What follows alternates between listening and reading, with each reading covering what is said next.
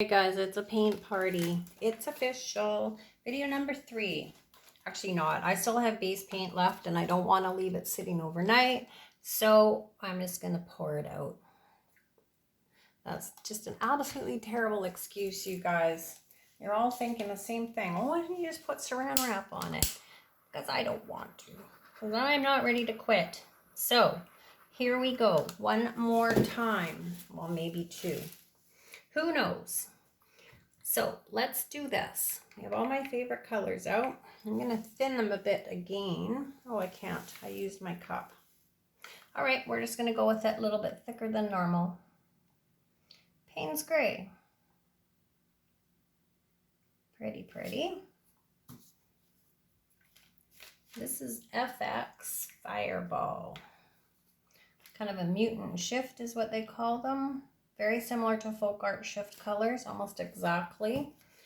They just have their own names. It's not in the paint section. I did mix that a couple videos back, but I'll say it again. If you're looking for FX paints in your Michaels, ask somebody, because in my Michaels, they're not in the paint section. They're actually in the cosplay section. And so I would never in a million years, I would never have found it. So you know what? Ask one of the girls. Where would you find this if you were looking for it? Because like I said, I'd still be wandering around Michael's looking for FX paint. All right, that was Deco Art White Satin Enamel.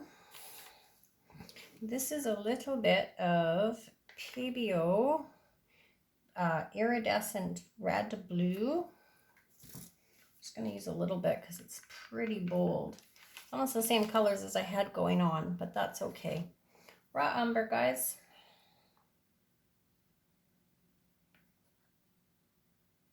That's the fun with paint pouring, is you can use the same colors over and over again and have a completely different result each time.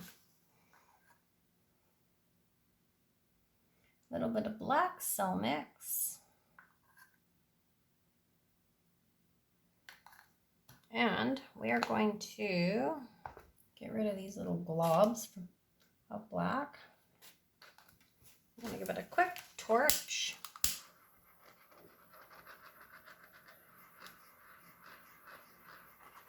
All right, let's blow this out.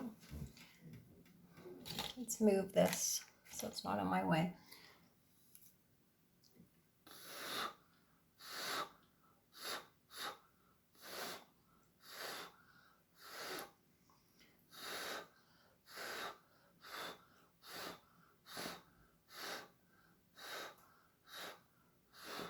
Okay, wait our minute.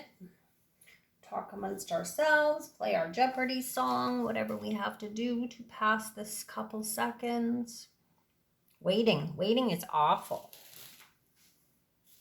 This cracks me up when you go into the doctor's office and there's big signs everywhere and it tells you that it's imperative that you're on time and that you maintain your visits to 10 minutes and there's other people waiting and you know all the normal signs it says in every doctor's office you ever go in. And then do you ever wonder, like, why are we waiting 45 minutes for the doctor?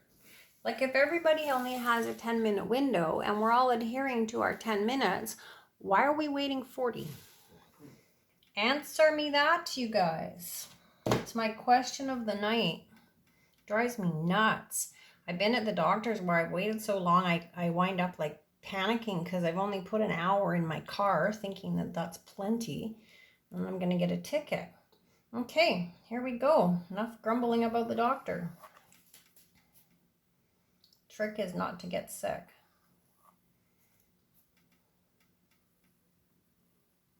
Okay, this has got some pretty colors happening. I'm liking these. Okay, guys, let's do this. Look at these pretty colors.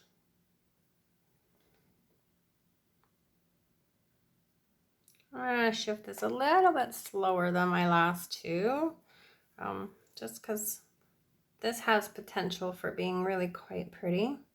I'll show you these cells. Look at those, guys. Those are lovely. They're the pieces that I can see real potential in. I try to sort of be a little bit more gentle with my approach of tipping and maybe just go a little bit slower. This isn't, I'm not in a huge rush. I don't have to get it done in a record 8 minutes or anything like that. So take your time, stretch it out and try to watch all sides and, you know, keep the bits you like and get rid of the other bits and just keep doing it back and forth gently.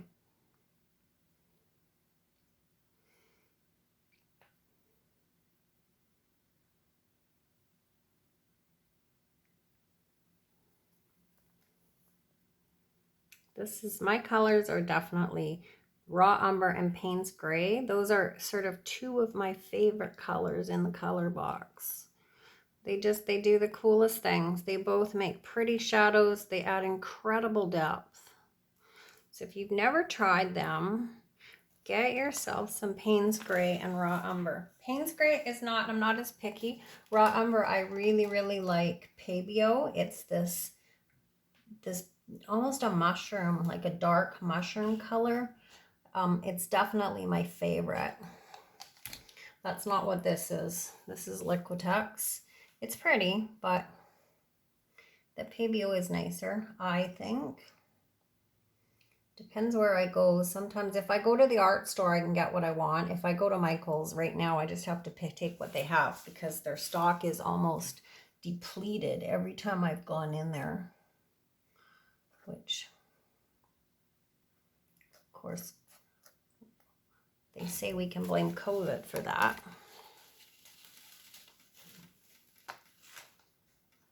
Which is interesting because Michael's is saying that, you know, it's due to COVID that they can't get supplies, and yet the art stores are fully stocked in paint. And I believe a lot of their paints are coming from Europe. So I don't really understand why Michael's is having such a challenge, but they are. I think they're trying to get us out of painting and into beading and things that are more expensive, maybe. Part of an evil marketing strategy, you guys. Okay, we're gonna go right to there.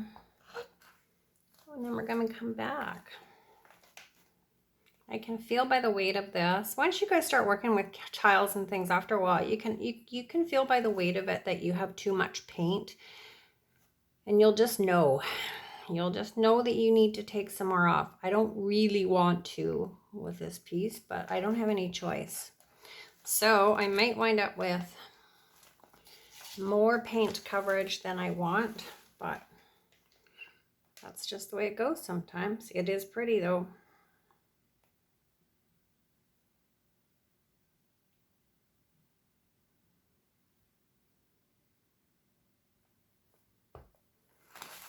So 3 videos back, I went through my little chitter chatter about my base paint. This is Home Hardware's Beautitone Paint and Eggshell. And I reached out to Carol Penhale from Carol's Art Room and asked her what she uses for base paint. And she was very kind and responded back to me within, I don't know, 10, 15 minutes, very quick period of time, and told me that she uses Beautitone and she's quite happy with it. So that's what we're using. So I have to say, at this point, I have no problems with it whatsoever. I'll see what happens in the morning when these pieces dry.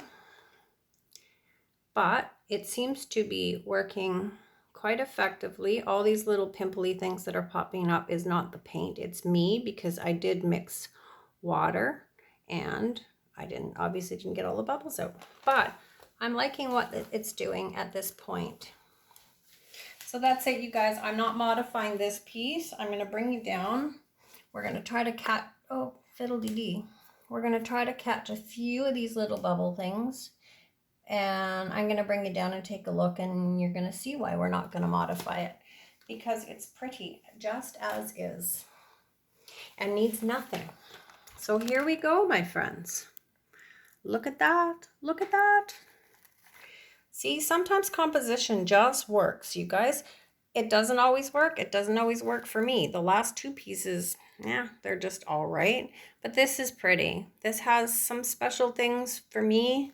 I'll show you these cells, this rich, rich color, all these little details. That's what makes the painting to me. Like, look at, whoops, I lost you. Like, look at right here, this, oh, where's my finger? One would think there was schnapps in my coffee, my hot chocolate. Look at this funny little thing. Like, that just adds cool interest. There's our cells. Lots of movement, you guys. Very pretty. Pretty colors. I'll write them all down. I'll write down the base paints and the pouring mediums at the description box at the end of the video. I'm going to sign off here, guys. I'm going to say thanks for stopping in. Thanks for saying hey. You guys are awesome. It's all paint. You can all do this. If I can do it, you can too. Pour happy, guys. Stay safe. Thank you very much once again to Karen Penhill. If you guys haven't checked out her YouTube site, go for it. It's Carol's Art Room. She does lovely things. Thanks, guys. Bye for now.